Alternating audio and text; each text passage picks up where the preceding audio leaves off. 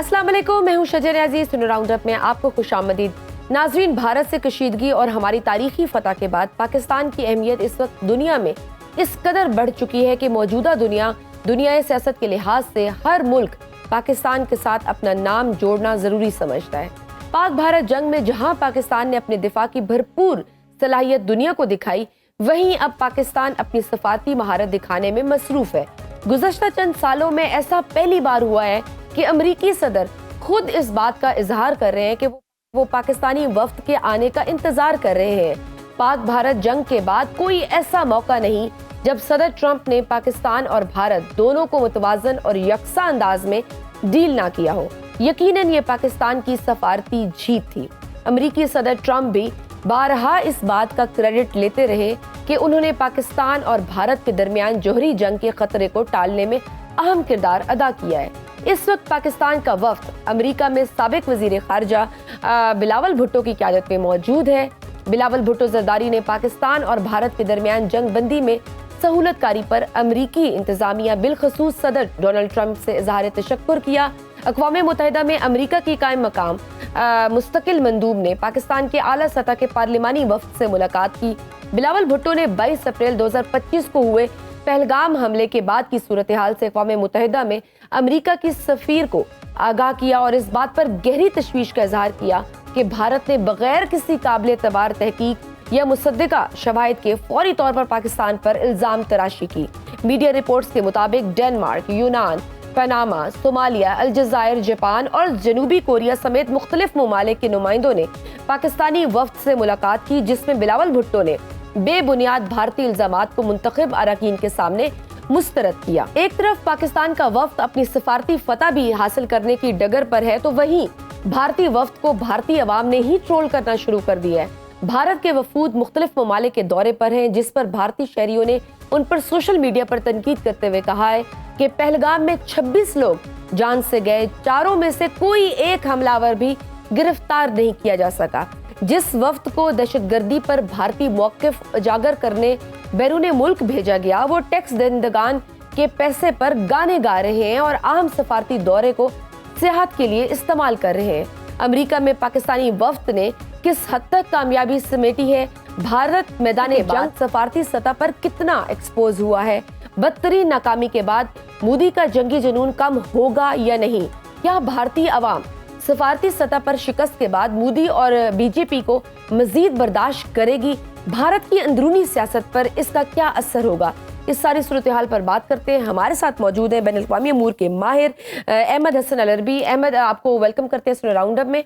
अहमद, आपने पाक भारत जंगी महाज पर तमाम सफारती मामलात को भी बारीकी से देखा है। आप क्या समझते हैं, ये जो वफ्द पाकिस्तान का बिलावल भुट्टो की क़यादत में अमरीका में मुलाकातें कर रहा है, ये भारत के लिए और खुसूसन मोदी के लिए कितना तशवीशनाक है? जी, बहुत शुक्रिया। देखें, जो डिप्लोमेसी होती है, डिप्लोमेसी हवा में नहीं होती। डिप्लोमेसी की एक फाउंडेशन होती है और वो फाउंडेशन ग्राउंड के ऊपर जो आपका मिलिट्री ऑपरेशन होता है, जब जंग के दौरान डिप्लोमेसी होती है, जिसको वॉर टाइम डिप्लोमेसी कहते हैं। जो वॉर टाइम डिप्लोमेसी होती है, उसकी फाउंडेशन के ऊपर मिलिट्री ऑपरेशंस होते हैं और उन मिलिट्री ऑपरेशंस की बेस के ऊपर आप डिप्लोमेटिक एडवांटेजेस या डिसएडवांटेजेस गेन करते हैं। पाकिस्तान इंडिया के सिनेरियो में जो पाकिस्तान की तरफ से बिलावल भुट्टो साहब की क़यादत में वफ्द गया और इंडिया की तरफ से शशि तरूर की क़यादत में वो वफ्द गया, इन दोनों वफूद में फ़र्क जो है वो ये है कि ग्राउंड के ऊपर जो ऑपरेशंस हुए हैं वो डिफाइन करते हैं कि कौन सा वफ्द कितनी एडवांटेजेस ले सकता है। और पाकिस्तान ने इस तरीके से अपने एक एक्स फॉरेन मिनिस्टर को इस वफ्द की क़यादत करके भेजा। उसमें हमारे एक जो बल्कि 2 फॉरेन मिनिस्टर्स हैं, इनफैक्ट शायद 3 हैं। सो पाकिस्तान ने जिस तरीके से उस वफ्द को डिजाइन किया, पाकिस्तान ने ये सोच के डिजाइन किया कि हमने क्या एडवांटेजेस लेने हैं। और इंडिया की ऑन दी अदर हैंड, उन्होंने जो अपना वफ्द भेजा वो उन्होंने इस वजह से भेजा कि उनको अपने मुल्क के अंदर पॉलिटिकल टर्मोइल फेस करना पड़ रहा था। So sending someone like Shashi Tharoor who is very good in the pre colonial history और एक अच्छी अंग्रेजी बोल लेते हैं, उसको वहां पे भेजना इन इट सेल्फ शो करता था कि ये एक्सेप्टेंस ऑफ डिफीट है और वो अपना सिर्फ इंटरनल प्रेशर को डाइल्यूट करने के लिए ये वफ्द भेजना चाह रहे हैं। फिर उन्होंने जो टारगेट ऑडियंस अपनी रखी उस वफ्द की, वो समझना बहुत जरूरी है। अफ्रीका गए, वो नॉर्थ अमेरिकन स्टेट्स के पास गए और फिर वो उन ममालिक में जाना शुरू हुए कि जहां पे इम्पैक्ट क्रिएट हो सकता है इस जंग के अंदर। अब कंबोडिया या इस तरह के जो अफ्रीकन ममालिक हैं और घाना और ये सारे, ये तो पाकिस्तान इंडिया की वॉर में कोई इम्पैक्ट क्रिएट नहीं कर सकते, तो फिर ये वक्त वहां पे क्यों गया? Pakistan on the other hand, Pakistan का वफ्द जो है उसकी डायरेक्शन ये है कि वो जो कंट्रीज इंपैक्ट क्रिएट कर रहे हैं वो वहां पे जा रहा है। और इसी सारे सिनेरियो के अंदर हमारा दूसरी जो इंपॉर्टेंट बात है वो ये है कि एक तो ग्राउंड का मिलिट्री ऑपरेशन, दूसरा इस वक्त पूरी दुनिया पाकिस्तान के नैरेटिव को एक्सेप्ट कर रही है, तो इंडिया को जरूरत है पाकिस्तान के नैरेटिव को डाइल्यूट करने की। बहुत इंपॉर्टेंट पॉइंट है जी। डिप्लोमेसी में, आपका narrative already you have the first, you hit the first blow, you are in the victorious position. आपका जो नैरेटिव है वो दुनिया एक्सेप्ट कर रही है, इंडिया ने उसको काउंटर करने के लिए अपना वफ्द भेजा है। So Pakistan already is in winning place. India उसको काउंटर कैसे करेगा? काउंटर वो कर सकते थे अगर मिलिट्री ऑपरेशन उनका अच्छा होता, तो उनके पास अब वो ऑप्शन भी नहीं है। वो ऑप्शन भी नहीं है। और अहमद, उनको उस वक्त पे क्रिटिसिज्म भी आ रहा है कि वो वहां जाके कुछ वीडियोस आई हैं जहां वो गाने गा रहे हैं और वो कह रहे हैं कि ये दौरा जो कि सफारती पर्पस के लिए यूज होना चाहिए था, वो तो ऐसा लग रहा है जैसे वो किसी सेहत पे गए हुए हैं। तो ये क्रिटिसिज्म भी बहुत ज्यादा उनको फेस करना पड़ रहा है। जी बिल्कुल, मैं आपको वही तो अर्ज कर रहा हूं कि डिप्लोमेसी हवा में तो नहीं होती ना। तो वो जो गए हुए हैं उनको भी पता है कि उनके पास दुनिया के सामने प्रेजेंट करने के लिए क्या है। क्या उनके पास पहलगाम के सबूत हैं? नहीं है। क्या उनके पास ये सबूत हैं कि उनके राफेल नहीं गिरे? नहीं है। क्या उनके पास कोई ऐसे सबूत हैं कि पाकिस्तान इंडिया के अंदर दहशतगर्दी करता है? नहीं है। क्या उनके पास कोई ऐसे सबूत हैं कि पाकिस्तान जो है दहशतगर्दी के अंदर खित्ते में कहीं पे इन्वॉल्व है? नहीं है। क्या उनके पास कोई इस तरह की बात है कि पाकिस्तान ने पाकिस्तान से निकल के कभी ट्रांसनेशनल टेररिज्म किया हो? नहीं है। जब वो वहां पे जाते हैं तो वहां पे जाके उनसे सवाल पूछा जाता है कि आपका प्राइम मिनिस्टर तो बुचर ऑफ गुजरात था, तो वो अभी भी आपका वजीर आजम ये कहता है कि पानी नहीं देंगे, चुप करके रह लो वरना मेरी गोली तुमसे बात करेगी। जब ये सारी चीजें होती हैं तो फिर उसके बाद उनको पता है उस वक्त को कि वो कुछ अचीव नहीं कर सकते, तो उन बेचारों ने फिर क्या करना है? फिर उन्होंने ये गाने तमाशे गाने हैं। बिल्कुल ठीक। जंग के बाद खित्ते में जिस तरह पाकिस्तान ने अपना सफारती महाज संभाला है, हम देख रहे हैं चीन, ईरान, अफगानिस्तान, रूस, अजरबैजान, तुर्की, सबके साथ मुलाकातें और रवाबत तेज हो गए हैं। क्या पाकिस्तान एक नए ब्लॉक की जाने बढ़ रहा है? जी बिल्कुल, ये जो पहलगाम के बाद जो टेक्टोनिक शिफ्ट आया है पूरे खित्ते में, आपने ये देखा है कि Pakistan has emerged as a very powerful country जिसको इस वक्त पूरी दुनिया माइक्रोस्कोप से देख रही है। आप खुद क्योंकि टेलीविजन से मुंसलिक को अंदाजा होगा कि 22 अप्रैल के बाद के जो 15-20 दिन थे पूरे इंटरनेशनल मीडिया के ऊपर, मैं एग्जांपल बीबीसी, सीएनएन, जो बड़े अल जजीरा, हर चैनल के ऊपर प्राइम इशू जो था वो पाकिस्तान इंडिया का था। और फिर जब पाकिस्तान ने रिटेलिएट किया तो पाकिस्तान, पूरी दुनिया ने एक्सेप्ट किया कि पाकिस्तान की क्या मिलिट्री पावर है और पाकिस्तान किस तरीके से इस खत्ते के अंदर एज अ मेजर प्लेयर उभर के सामने आया है, पाकिस्तान की क़यादत किस रिस्पेक्ट के साथ उभर के सामने आई है। और चाइना के बारे में जिस तरह इंटरनेशनल रिसर्चर्स कई ने आर्टिकल और पेपर्स लिखे हैं कि चाइना पिछले 20 साल से, क्योंकि दुनिया में जब सुपर पावर्स होती हैं, सुपर पावर आप उस वक्त ही हमेशा से बनते हो कि जब आप अपनी मिलिट्री पावर को मनवा लेते हो। आज तक दुनिया की तारीख में कोई सुपर पावर ऐसी नहीं रही जिसने कहा हो कि सिर्फ मेरी इकोनॉमी अच्छी है या ट्रेड अच्छा और उसकी बेस पे मैं दुनिया की सुपर पावर बनूंगी। सो टेक्निकली सुपर पावर बनने की सबसे बड़ी शर्त यह होती है कि दुनिया आपको एक्सेप्ट करे as a military power. America भी मिलिट्री पावर थी, रशिया सोवियत यूनियन के जमाने से और अब तक मिलिट्री पावर है। चाइना अपने आप को एक्सेप्ट नहीं करवा सक रहा था, अपनी legitimacy as a super power gain नहीं कर सक रहा था, because China did not have the, उसका वो नैरेटिव दुनिया के पास नहीं था कि चाइना मिलिट्री पावर भी है।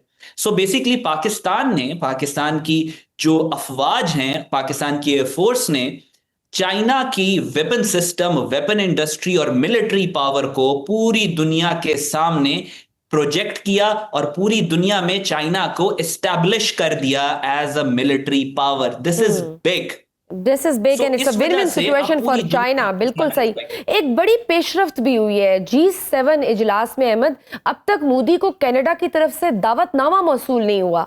आप क्या समझते हैं कि अब सफारती सतह पर पाकिस्तान के अलावा मगरब के मुमालिक भी ये मान चुके हैं कि मोदी की क़यादत में भारत एक काबिल भरोसा मुल्क नहीं रहा और उसके साथ ताल्लुकात को खत्म किया जाए? देखिए, आपको इस सारी जो पाकिस्तान इंडिया का मामला हुआ, जो कश्मीर का सारा इस वक्त इशू चल रहा है, जो पहलगाम के बाद सारा एक पाकिस्तान इंडिया के दरमियान में एक वॉर हुई है, उस सारे सिनेरियो में आपने एक बात नोटिस की होगी कि आपको अमित शाह कहीं पे ज्यादा नजर नहीं जी आया। बिल्कुल। और ये जाहिर है बड़ी हैरानकुन बात थी कि अमित शाह कहां पे था, क्योंकि ये वही था जिसने 370 और 35A खत्म किया था कश्मीर यस। में। तो इस सारे सिनेरियो में आपको वो शख्स नजर नहीं आया। वो शख्स आपको इस वजह से नजर नहीं आया कि हरदीप सिंह निज्जर का जो मर्डर हुआ था कनाडा में, उस मर्डर की 1 साल इन्वेस्टिगेशन की, जिसको कनाडा हेड कर रहा, जिसको कनाडा की टीम कर रही थी, अमेरिकन थे उसमें, ब्रिटिशर्स थे, ऑस्ट्रेलियन थे और न्यूजीलैंड, इसको फाइव आइज अलायंस कहते हैं, ये सारे ममालिक की इंटेलिजेंस एजेंसीज इन्वॉल्व थी। और इन सारी इंटेलिजेंस एजेंसीज का मुत्तफिक का फैसला था कि हरदीप सिंह निज्जर के मर्डर के अंदर अमित शाह इन्वॉल्व है, बिल्कुल। और उन्होंने अमित शाह का फिर नाम भी लिया था। सो इस वजह से इंडिया और इंडिया की फॉरेन पॉलिसी का जो डाउनफॉल आया, वो जितने भी इंटरनेशनल रिसर्चर्स आईआर को, डिप्लोमेसी को समझते और पढ़ते हैं, उनका कंसेंसस है इस बात पे कि हरदीप सिंह निज्जर के मर्डर के बाद इंडिया की जो फॉरेन पॉलिसी थी वो डाउन द ड्रेन जाना शुरू हो गई। सो कनाडा और इंडिया का आपस में बहुत ज्यादा रिफ्ट है। कनाडा की पार्लियामेंट के अंदर पावरफुल सिखों का बहुत ज्यादा इन्फ्लुएंस भी है। जगमीत सिंह का आपने नाम सुना होगा। इस जो जस्टिन ट्रूडो की हुकूमत थी वो कायम ही इसी वजह से थी कि जगमीत सिंह उसको सपोर्ट कर रहा है, और Jagmeet Singh is a very very sensible proponent of an independent state of Khalistan. So इस वजह से आपको कनाडा की तरफ से इंडिया को एक एक कोल्ड शोल्डर नजर आ रहा है। अगर हम इकोनॉमिकली देखें तो हमने देखा है किस तरह से डोनाल्ड ट्रंप ने कहा कि एप्पल कंपनी को भी इंडिया से जाना चाहिए, और अब टेस्ला का भी आ रहा है कि they are not interested in producing cars in India. तो ये इकोनॉमी वाइज भी कितना बड़ा डेंट होगा ये इंडिया को। देखें, मैं आपको इंटरेस्टिंग बात बताता हूं। ये इंडियंस जो हैं ये पाकिस्तानियों के खिलाफ प्रोपेगेंडा कर रहे थे। ये कह रहे थे कि आपके पास पैसे नहीं है, और आपने तो अपने मेन स्ट्रीम न्यूज चैनल्स पे तो आपने अपना असला जो है वो तो आपके पास है नहीं, आप तो 100 घंटे से ज्यादा जंग नहीं लड़ सकते। इंडिया की इकोनॉमी बेसिकली एक फ्रॉड के ऊपर खड़ी है, एक फिक्शन, एक आई वॉश के ऊपर खड़ी है। और जब जंगें होती हैं, हमेशा से ये असूल रहा है, when you enter a state of war, war has its own economic infrastructure और उसकी अपनी इकोनॉमी, जिसको वॉर इकोनॉमी कहते हैं। तो जब जंग होती है तो जंग में जो शख्स ग्राउंड पे जीत रहा होता है, जिसकी मिलिट्री पावरफुल होती है, जो मिलिटरली अपने आप को प्रूव करता है एज अ पावरफुल एंटिटी, वो इकोनॉमिक बेनिफिट ऑटोमेटिकली ले जाता है। बिल्कुल सही। अब राफेल की आप बात देखें और पाकिस्तान के जो फाइटर जेट्स हैं उनकी बात देखें, इंडोनेशिया ने राफेल की जो डील कर रहे थे फ्रांस के साथ वो रोक ली, और पाकिस्तान के साथ जाहिर है अब ममालिक पाकिस्तान से billions of dollars worth of military equipment खरीदेंगे। सो इंडिया के अंदर ये एक दुनिया की जो पावर्स हैं उनको ये एक अंडरस्टैंडिंग है कि मोदी को जो सेटबैक हुआ है और इंडियन इकोनॉमी को जो सेटबैक हुआ है उसको खत्म करने के लिए ये एक और पाकिस्तान के साथ मिसएडवेंचर करेंगे, और उस सूरत में पाकिस्तान मजीद रिटेलिएट करेगा, और इस दफा पाकिस्तान पिछली बार की बजाय मजीद पावर के साथ रिटेलिएट करेगा। इस दफा का जो नुकसान हुआ है, दूसरा ये जो एशियन टाइगर और थर्ड लार्जेस्ट इकोनॉमी के दावे थे वो भी एक बबल बस्ट होगा विद टाइम। कुछ खबरें ऐसी भी आ रही हैं कि भारत की मुख्तलिफ रियासतों, खुसूसन आसाम और 7 सिस्टर स्टेट्स, बाकायदा भारत के खिलाफ तहरीक चलने के साथ अब पाकिस्तान के हक में पाकिस्तान परचम भी लहराए जा रहे हैं, और मोदी हुकूमत क्रैकडाउन और गिरफ्तारियां कर रही है। इस सब को मुस्तकबिल में भारत की फेडरेशन पर ग्रिप कमजोर होने के तनाजुर में आप कैसे देखते हैं? जी देखें, इंडिया भारत की, बल्कि इनफैक्ट दुनिया की सबसे पुरानी आजादी की तहरीक इस वक्त नागालैंड में चल रही है। नागालैंड जो कि 7 सिस्टर स्टेट्स की एक रियासत है। एक खातून है जिनका नाम है ग्रेस कॉलिंस, अमेरिका में वो मुकीम है। वो पिछले 20 साल से नागा कॉज के लिए लड़ रही हैं, और व्हाइट हाउस, जो अमेरिकन व्हाइट हाउस है, अमेरिकन प्रेसिडेंट ने उस खातून को ऑनररी प्रेसिडेंट ऑफ नागालिम कहा है, यानी नागालैंड की ऑनररी प्रेसिडेंट। तो आप इस ग्रेविटी को समझें कि ये वो आजादी की तहरीक कितनी पावरफुल है कि अमेरिका ने एक खातून को उसका ऑनररी प्रेसिडेंट कह दिया, यानी अमेरिकन व्हाइट हाउस उसको एक्नॉलेज करता है। तो आप मुझे खुद बताएं कि इसकी ग्रेविटी कितनी ज्यादा है पूरी दुनिया के लिए। और फिर जब ये पहलगाम वाला इन्होंने फॉल्स फ्लैग ऑपरेशन किया, उसके बाद 13 से 14 दिन अनडिक्लेयर्ड कर्फ्यू रहा है 7 सिस्टर स्टेट्स के अंदर। मणिपुर के अंदर से इन्होंने अपना चीफ मिनिस्टर हटा लिया, उस पे एफस्पा का कानून लगाया हुआ है, जो कि पूरी दुनिया में सिर्फ और सिर्फ भारत के अंदर है वो ड्रैकोनियन लॉ। वो उसकी उस लॉ की वहशत का आप अंदाजा इस बात से लगाएं कि वो कानून एफस्पा, मैं अपने व्यूअर से भी कहूंगा कि वो इसको गूगल पे देखें, पढ़ें एफस्पा क्या है। ये दुनिया का वाहिद कानून है जो रेप को भी जस्टिफाई करता है। My God. सो वो कानून इंप्लीमेंटेड है सेवन सिस्टर स्टेट्स में। और इंडियन सोल्जर्स, इंडियन फाइटर्स और कमांडोज कहते हैं जो कश्मीर वैली का वर्स्ट दिन है, वो जब हमें लड़ना पड़ता है, और बुरा तरीन दिन जो कश्मीर का है, वो सेवन सिस्टर स्टेट्स के अंदर सबसे अच्छा दिन होता है। इस हद तक वहां पे इंसर्जेंसी और बगावत और फ्रीडम मूवमेंट्स हैं। बिल्कुल। अच्छा अहमद, आपकी फितना उल हिंदुस्तान के हवाले से बड़ी वाज़े एक पोजीशन और राय है, मगर हमने देखा कि हालिया ईरान और अफगानिस्तान से पाकिस्तान ने जिस तरह पाकिस्तान ने डील की है, आपको लगता है कि भारत जो अपनी प्रॉक्सी के जरिए अफगानिस्तान और ईरान की सरजमीन इस्तेमाल कर रहा था, उसमें अब कमी आएगी? जी जी, देखें वो जो भारत अफगानिस्तान और ईरान के थ्रू जो दहशतगर्दी पाकिस्तान में करवाने की कोशिश कर रहा था, उसमें बिल्कुल कमी आएगी।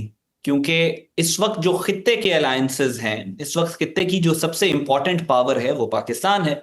खित्ते का सबसे जो कामयाब और बड़ा मुल्क है वो चाइना है, और इन दोनों ममालिक के साथ फिर तीसरा मुल्क रशिया भी खड़ा है। सो मल्टीपोलर वर्ल्ड में, ऐसे पहले वर्ल्ड यूनिपोलर था, USA was the sole power. अब मल्टीपोलर वर्ल्ड है, और मल्टीपोलर वर्ल्ड में भी पाकिस्तान के जो स्ट्रेटेजिक इंटरेस्ट हैं वो चाइना और रशिया के साथ अलाई कर रहे हैं, और वो दोनों आपस में इकट्ठे हैं। और अमेरिका भी आउटराइटली इंडिया के साथ नहीं है, वो भी असेस कर रहा है सिचुएशन को, वो भी देख रहा है कि किसका स्टैंस पावरफुल है, किसकी मिलिट्री पावरफुल है, कौन जीतने वाला घोड़ा है, मैं उस पर बैट करूं। इस सारी सिचुएशन में ईरान और अफगानिस्तान अब न्यूट्रल नहीं रह सकते, उनको साइड लेनी है। बिल्कुल ठीक। अच्छा अहमद, आखिर में यूक्रेन और रूस के माबेन जो इस वक्त जंग का माहौल चल रहा है, आप इसको खित्ते के अमन की सूरत हाल के तनाजुर में कैसे देखते हैं? क्या ये जंग बढ़ सकती है और खित्ते को अपनी लपेट में ले सकती है? जी देखिए, जब यूक्रेन और रशिया की जंग स्टार्ट हुई थी, तो उसी वक्त जो पूरी दुनिया से जो स्कॉलर्स हैं, जो आईआर को समझते हैं, वॉर स्टडीज को समझते हैं, तो उस वक्त से लेकर अब तक जो सेंसिबल लोग हैं उनकी अंडरस्टैंडिंग थी कि ये वो जंग है जो फैल सकती है, जिसके फैलने के बहुत ज्यादा चांसेस हैं, क्योंकि यूरोप के डायनामिक्स इस तरह से आपस में इंटरकनेक्टेड हैं। यूरोप पिछले 70-80 साल ही अमन से रहा है, वरना तो ये सारे आपस में, यूरोप में तो दुनिया की सबसे गंदी तरीन जंगें होती रही, ये आपस में लड़ते रहे हैं ये सारे जो ममालिक हैं, और इनका आपस में एक आर्टिफिशियल अलायंस बनाया गया जब नियो लिबरल वर्ल्ड ऑर्डर आया और यूनाइटेड नेशंस और ये सारा कुछ हुआ, तो यूरोपियन यूनियन जब बनी तो ये एक आर्टिफिशियल अलायंस था। और इनका हमेशा से जो रशिया के साथ जो कॉन्फ्लिक्ट रहा है वर्ल्ड वॉर 1, वर्ल्ड वॉर 2 के दौरान, जो इनके डायनामिक्स रहे हैं with Russia, it was meant to be, ये होना ही था। ये इख्तलाफ, जैसे इंडिया है, इंडिया हमेशा पिछले 2000 सालों में वो रियासतें अकेली अकेली आपस में रही हैं, और हमेशा it took a Muslim ruler to unite India. और अब पिछले 70 साल से एक आर्टिफिशियल सेटिंग है कि एक ब्राह्मनाइज्ड फैशिस्ट एलीट इंडिया को समूह के इंडिया को आपस में इकट्ठा किया हुआ उन्होंने। उसी तरह यूरोप में जो यूक्रेन की जंग है, to answer your question precisely, Russia Ukraine की जंग actually has the potential to turn into a world war 3। ये एक फ्लैश पॉइंट हो सकता है वर्ल्ड वॉर 3 का। आपने देखा होगा रशियंस ने जो अटैक हुआ है उनके ऊपर, वो छोटा अटैक नहीं था, और उन्होंने डायरेक्टली कहा है कि कुछ ड्रोन्स जर्मनी से भी आए हैं। तो ये ट्रिगर पॉइंट बन सकता है for world war 3। Very alarming situation. Thank you so much. माहिर बैनुल अक़वामी अमूर अहमद हसन अलरबी हमारे साथ मौजूद थे। नाज़रीन, वक्त छोटी सी ब्रेक का, देखते रहिए सुनो राउंड। इस सब पर बात करने के लिए हमारे साथ मौजूद है air vice marshal Ejaz Malik साहब, और उनके साथ मौजूद है brigadier Masood Khan, defence analyst हैं। आप दोनों का बहुत शुक्रिया कि सुनो राउंड पे हमने ज्वाइन किया है। एजाज मलिक साहब, सबसे पहले आपसे जानना चाहूंगी, हम देख रहे हैं कि भारत मुसलसल जंग के बाद रुस्वा होता जा रहा है। भारत की सरकार ने तो ऑफिशियली अब तक त्यारे गिरने का कोई बयान नहीं दिया, मगर उनके फौजी अफसरान ने न सिर्फ तस्लीम किया है बल्कि साथ अपनी हुकूमत पर सवाल भी उठाए हैं कि कोई भी मंसूबा वक्त पर पूरा नहीं होता। आप बतौर एयर वाइस मार्शल इस सूरत हाल को एक प्रोफेशनल फोर्स के लिए कितनी बड़ी हजीमत खेज शिकस्त के तौर पर देखते हैं? देखिए, ये जो पूरा एपिसोड हुआ है ये बेसिकली पॉलिटिकल ड्रिवन था, क्योंकि उससे पहलगाम के ऑपरेशन जो उन्होंने फॉल्स फ्लैग ऑपरेशन किया, उससे पहले तो कोई ऐसी इन्वायरमेंट नहीं थी कि जिसको हम ये कहें कि कोई जंग की थी, दोनों तरफ से कोई तैयारी थी। तो ये चूंकि स्टेट मैनेज पूरी एक्टिविटी थी और उसमें उन्होंने जब आर्म फोर्सेस को इन्वॉल्व किया और खास तौर पे अपनी एयर फोर्स को इन्वॉल्व किया, तो आपको याद होगा कि उनके वाइस चीफ ने उस वक्त भी उनकी जो committee cabinet committee on defence थी उसकी मीटिंग में उन्होंने अपने कंसर्न जाहिर किए और अपनी जो है लिमिटेशंस बताई कि फिजाइया के मुकाबले में वो उस वक्त कहाँ खड़े हैं। तो जाहिर है उनकी बात नहीं सुनी गई, उनको सैक कर दिया गया।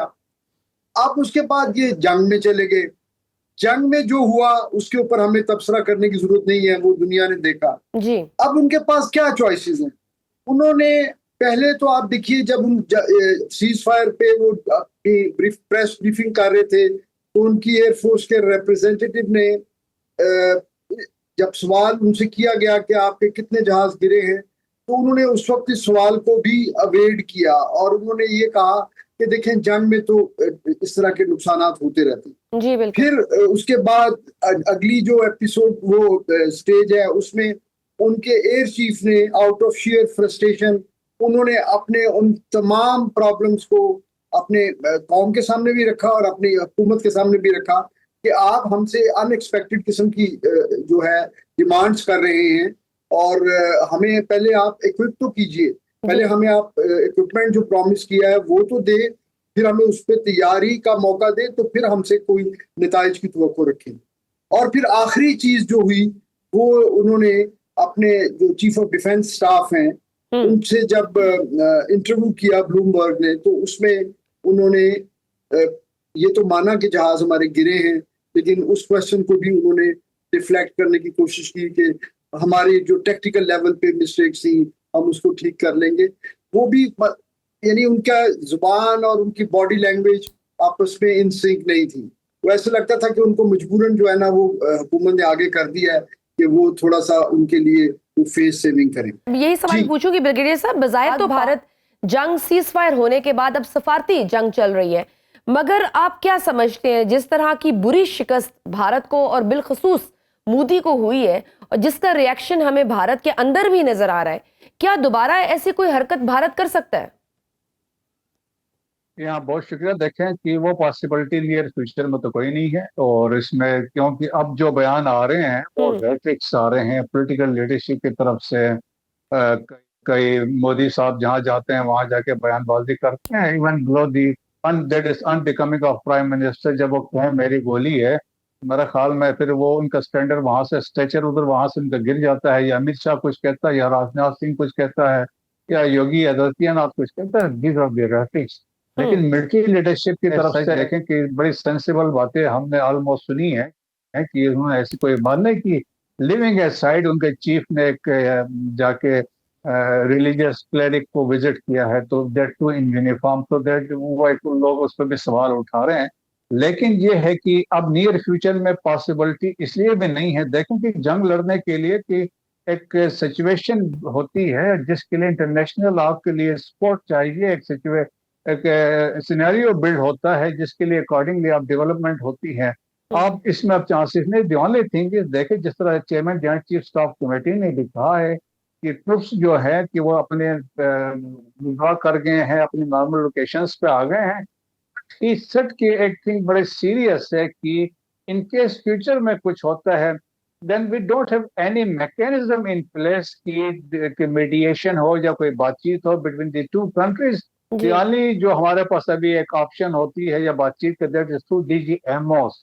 तो इसमें अभी जो लीडर है या इसमें आते हैं थ्रेशोल्ड बिल्कुल कम हो गया है, तो इसमें सीरियस कॉन्सिक्वेंसेस होते हैं। सो देयरफॉर इंटरनेशनल कम्युनिटी की रिस्पॉन्सिबिलिटी बनती है। सर मोदी साहब को इंटरनली बहुत ज्यादा प्रेशर्स का सामना है, जिस तरह का उन्होंने एक एक्सपेक्टेशन ग्राफ पूरी आवाम का इंडियंस का ऊपर ले गए थे, तो वो अब वही आवाम अब उनसे सवाल कर रही है, वही मीडिया अब उनसे सवाल कर रहा है, तो प्रेशर तो बहुत ज्यादा है। और दूसरा हम ये भी देख रहे हैं कि पाकिस्तान की सरहदों के साथ साथ भारत की जंगी मशकों की भी इतलात है, तो इस तरह के इकदामात को आप कैसे देख रहे हैं?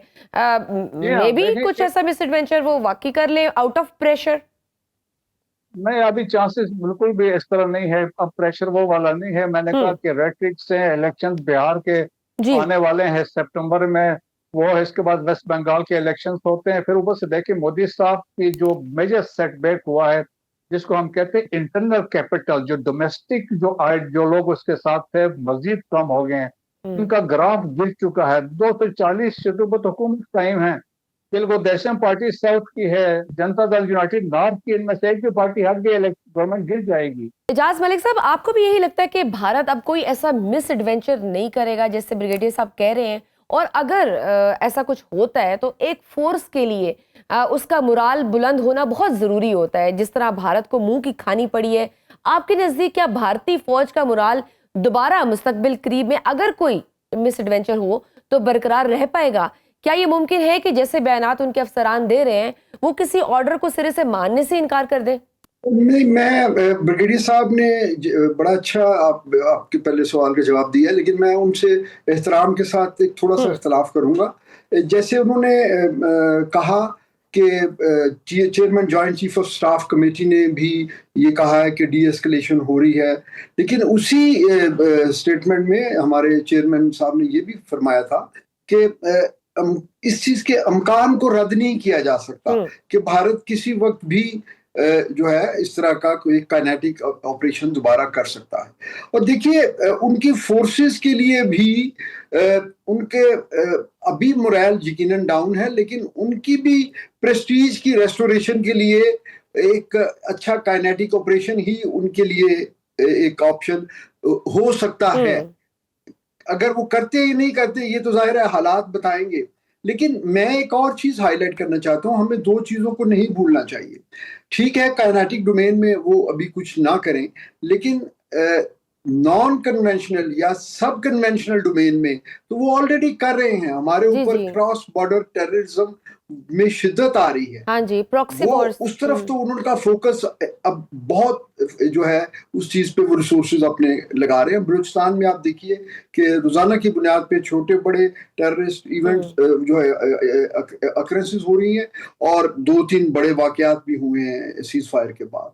इसी तरह वो अपना डिप्लोमेटिक फ्रंट जो है उसको कवर कर रहे हैं। तकरीबन 60 ममालिक में उन्होंने अपने डेलीगेशंस जो हैं वो भेज रहे हैं वो, और उसमें हर तरह के लोग हैं, उसमें पॉलिटिशियंस हैं। इवन उन्होंने जो गवर्नमेंट के मुखालिफ जो लोग थे लेकिन जिनकी बात सुनी जाती थी, जैसे शशि थरूर वगैरह हैं, उनको लॉन्च किया उन्होंने। तो वो इस वक्त अपने लिए एनवायरनमेंट क्रिएट करने की कोशिश कर रहे हैं। हमें अपनी तैयारी पूरी रखनी चाहिए। बट सर हम जिस तरह से देख रहे हैं सर, अभी तो हम जिस तरह से देख रहे हैं कि आबी जारियत से तो भारत अभी भी बाज नहीं आ रहा, और पाकिस्तान ने तो वाजे किया कि अगर कोई ऐसा इंफ्रास्ट्रक्चर बनाया गया तो हम उसे हिट करेंगे। तो भारत को इस तरह का कुछ करेगा, ये सिर्फ ये भी धमकियां ही हैं?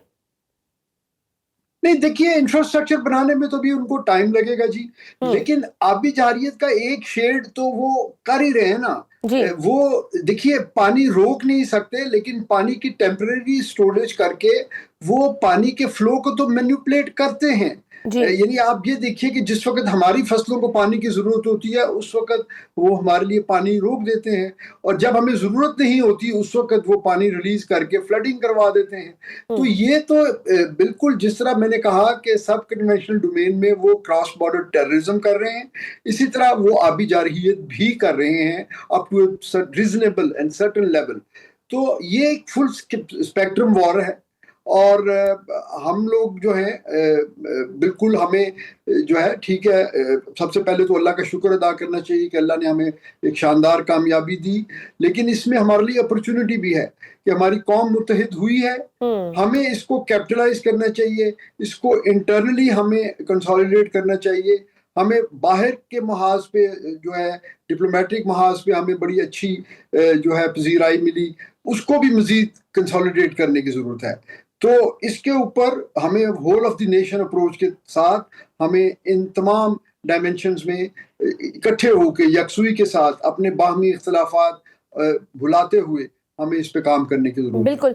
नाजरीन, वक्त की छोटी सी ब्रेक का देखते रहिए सुनो राउंडअप। वेलकम बैक टू सुनो राउंडअप। ब्रिगेडियर साहब, जंग के हवाले से सीज फायर है, लेकिन इस खित्ते में नए महाज खुल गए हैं। एक तरफ रूस यूक्रेन मामला गर्म है, तो दूसरी जानिब इसराइल की जानिब से ईरान पर हमले का खदशा आलमी सिक्योरिटी के माहिरीन जाहिर कर रहे हैं।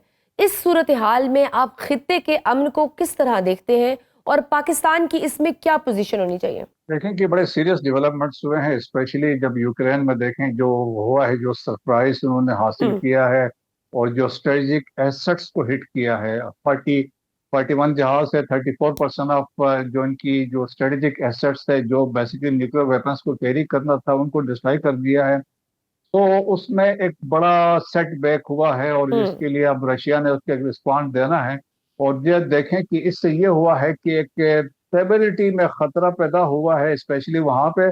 और जिस तरीके से यूरोप के अभी दरमियान में स्टेटमेंट्स वगैरह आ रहे थे, एक बहुत बड़ी सीरियस सिचुएशन वहाँ पर डेवलप हुई है और एक बड़ा स्ट्रेटेजिक सरप्राइज से स्ट्रेटेजिक डैमेज वहाँ पे हो चुका है। और फिर दूसरा देखें कि जो आपने ईरान का जिक्र किया, तो ईरान को जो प्रपोजल अभी जो दिया गया है फ्रॉम अमेरिका ने जो दिया है, उसमें उन्होंने ये कहा कि इंटरनेशनल एटॉमिक एनर्जी एजेंसी का रिसेंट रिपोर्ट आई थी, उन्होंने पिछले 3 महीने में बड़ी तेजी के साथ इन्वेस्टमेंट उन्होंने यूरेनियम की है। अब उन्होंने ये कहा कि एक तो ये यूरेनियम जो है यहाँ से शिफ्ट होगा, it will be sent to some third country. अब वो भी एक वो है, और दूसरा उन्होंने कहा कि हम आपको पीसफुल उसमें आपको हम असिस्ट कर सकते हैं। तो इसके लिए ईरान तैयार नहीं। ईरान अब इसका एक रिस्पांस आज या कल में देना है, और जिसमें उन्होंने ऑलरेडी कहा है कि हमने इस प्रपोजल को रिजेक्ट करना है। तो एट द सेम टाइम वो भी पॉसिबिलिटी है कि इजराइल के स्ट्राइक्स हो सकती हैं। इजाज मलिक साहब, अगर जियोपॉलिटिकल हालात के तनाजुर में देखें तो इस वक्त चीन, रूस, ईरान, तुर्की तो पाकिस्तान के साथ नजर आ रहा है, मगर सबसे अहम है बांग्लादेश, जिसने जंग के दौरान भी वाज़े तौर पर पाकिस्तान की हमायत का ऐलान किया और अब मुसलसल उनकी पॉलिसियां भारत के खिलाफ सामने आ रही हैं। हसीना वाजिद की भारत नवाज रजीम के खात्मे के बाद अब हम देख रहे हैं कि बांग्लादेश में अवामी सतह पर भी पाकिस्तान से मोहब्बत नजर आ रही है। आप इसको स्ट्रेटेजिक हालात के पेश नजर पाकिस्तान के लिए कितना फायदेमंद समझते हैं?